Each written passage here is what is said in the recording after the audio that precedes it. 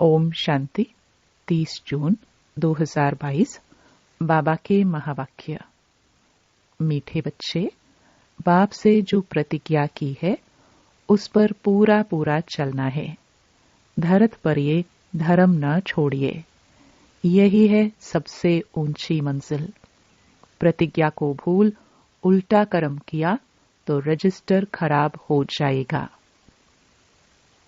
प्रश्न: यात्रा पर हम तीखे जा रहे हैं, उसकी परख अथवा निशानी क्या होगी?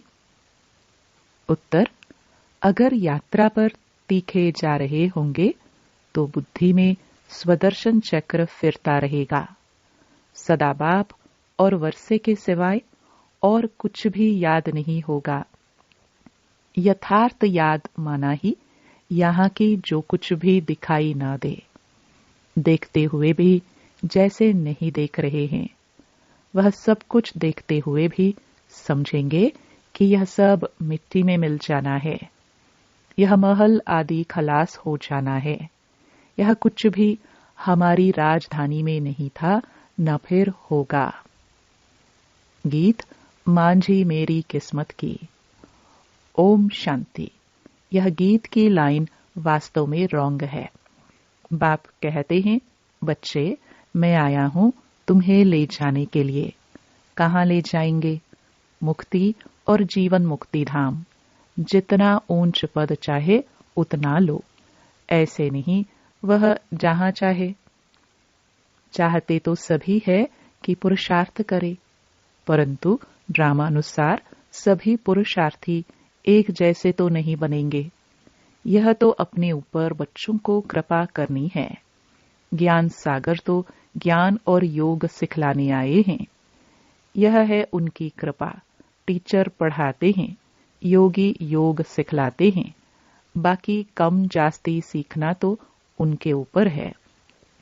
तुम जानते हो कि हम सभी सत के संग में बैठे हैं, न कि झूठ के संग में। सत का संग एक ही है, क्योंकि सत है ही एक। सतयुग की भी स्थापना वही करते हैं और सतयुग में ले जाने के लिए पुरुषार्थ भी करवाते हैं। सच का एक श्लोक भी है कि सच बोलना, सच चलना, तब ही सचखंड में चल सकेंगे। सिख लोग कहते भी हैं, सत श्री अकाल। एक ही वो सत्य बाप सबसे श्रेष्ठ है। अकाल मूर्त है, उनको कभी काल खाता नहीं। मनुष्यों को तो घड़ी घड़ी काल खाता है। तो तुम बच्चे सच्चे सत्संग में बैठे हो।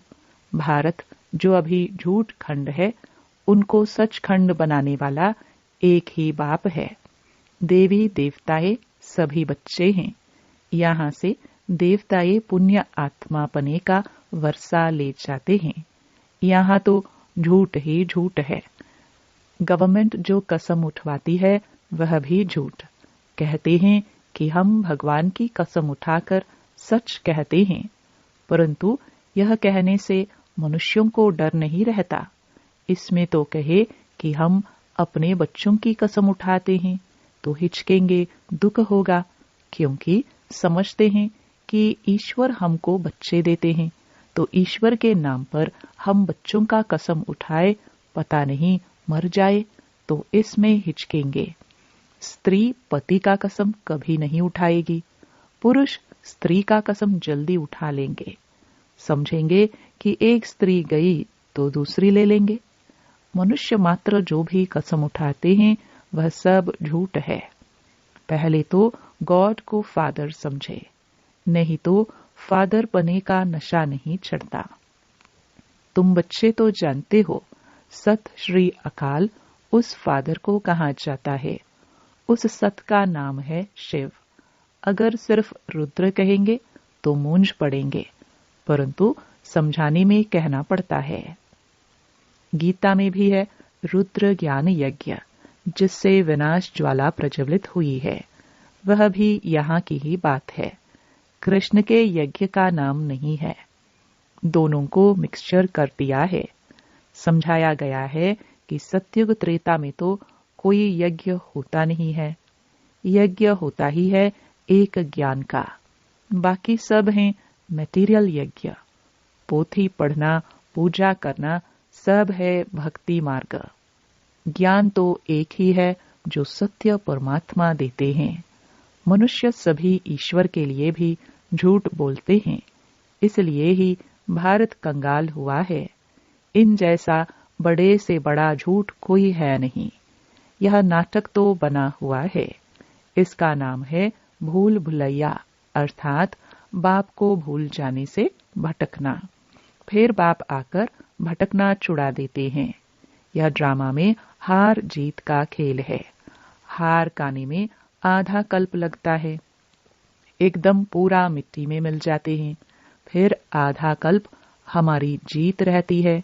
यह बातें तुम्हारे सिवाय कोई भी नहीं जानते। बड़ी बड़ी गीता पाठशालाएं हैं। गीता का भारतीय विद्या भवन बनाया भी है। नाम तो गीता का बड़ा भारी है।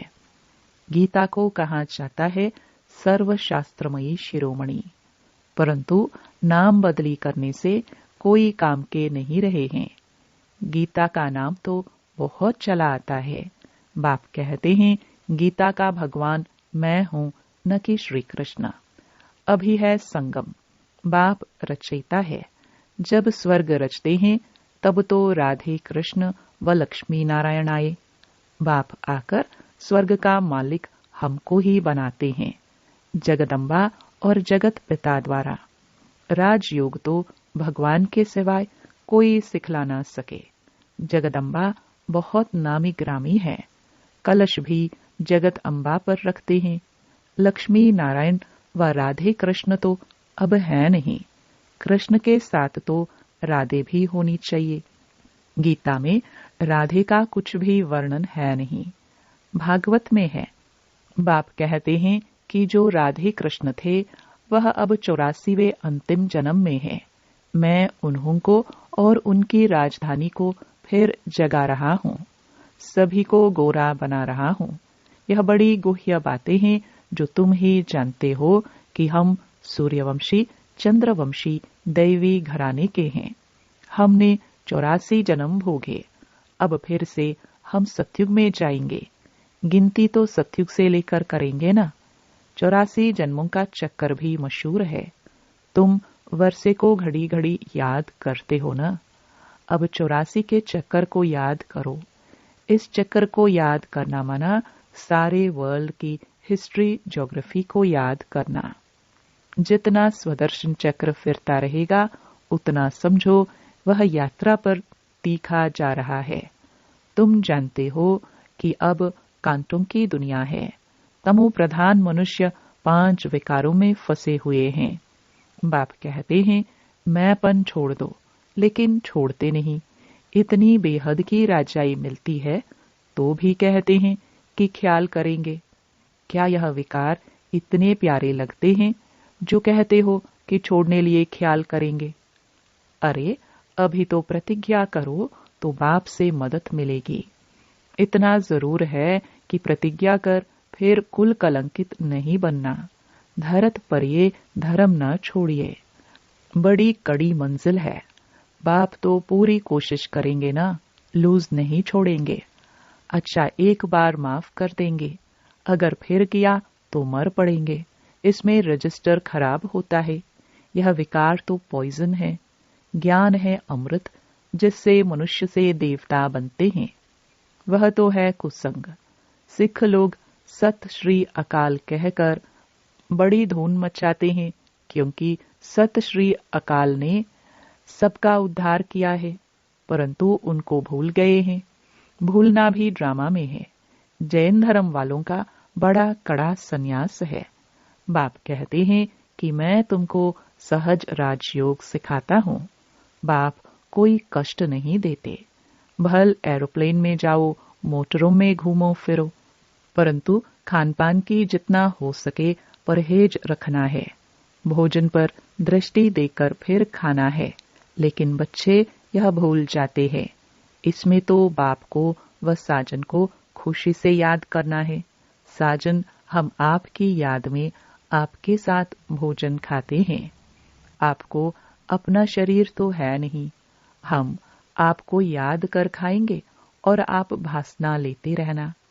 ऐसे याद करते करते आदत पड़ जाएगी और खुशी का पारा चढ़ता रहेगा। ज्ञान की धारणा भी होती जाएगी। कुछ खामी है तो धारणा भी कम होगी। उनका तीर जोर से नहीं लगेगा।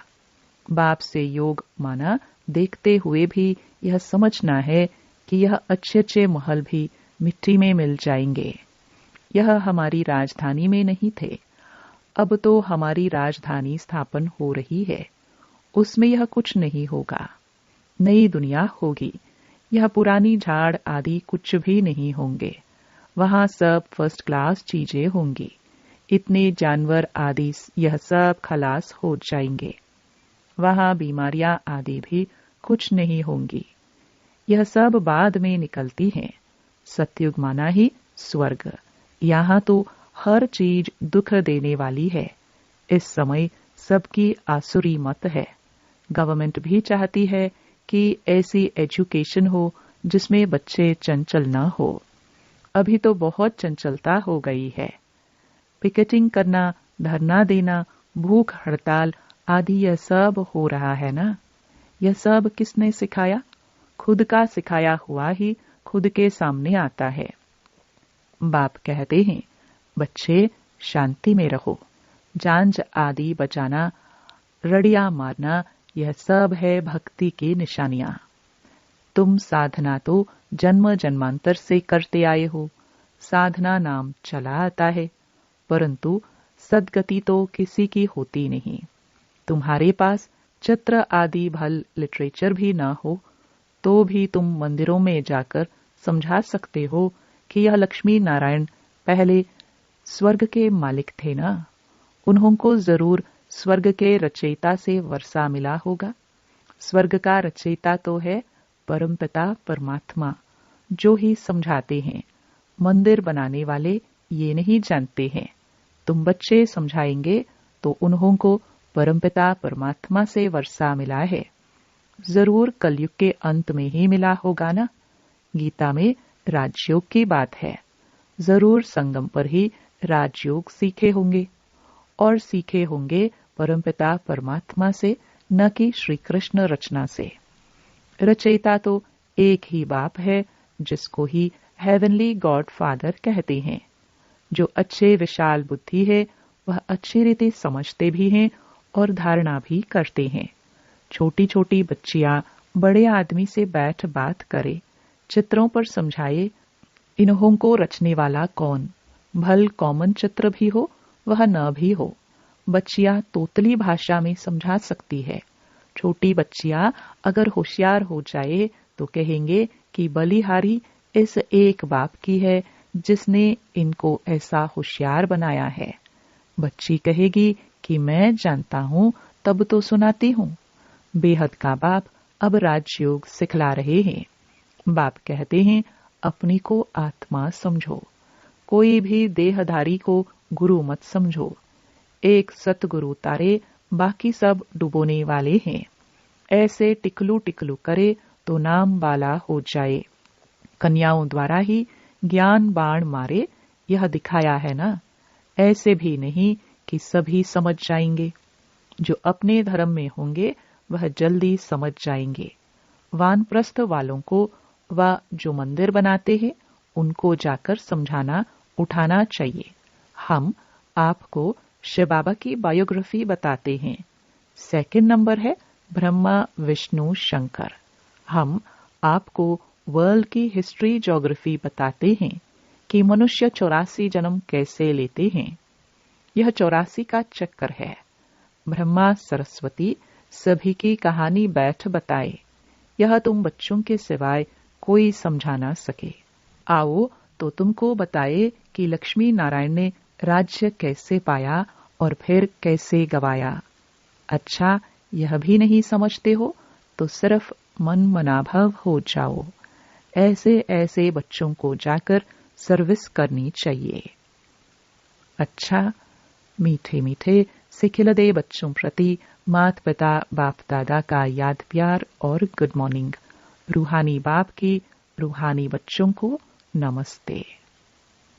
धारणा के लिए मुख्य सार। पहला, अंदर में कोई भी खामी हो तो उसे चेक कर निकाल देना है। बाप से जो प्रतिज्ञा की है उस पर अटल रहना है। दूसरा, भोजन बहुत शुद्धि से दृष्टि देकर स्वीकार करना है।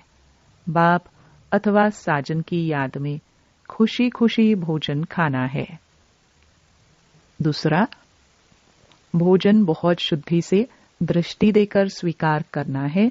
बाप अथवा साजन की याद में खुशी खुशी भोजन खाना है।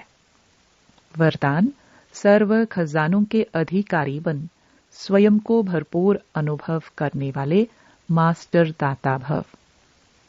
कहा जाता है, 1-2 हजार पाओ, विनाशी खजाना देने से कम होता है, अविनाशी खजाना देने से बढ़ता है। लेकिन दे वही सकता है जो स्वयं भरपूर है। जो मास्टर दाता अर्थात स्वयं भरपूर व संपन्न रहने वाले, उन्हें नशा रहता कि बाप का खजाना मेरा खजाना है।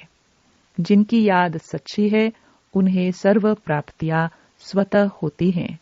मांगने व फरियाद करने की दरकार नहीं। स्लोगन, अपनी स्थिति अचल अडोल बनाओ, तब अंतिम विनाश की सीन देख सकेंगे। ओम शांति।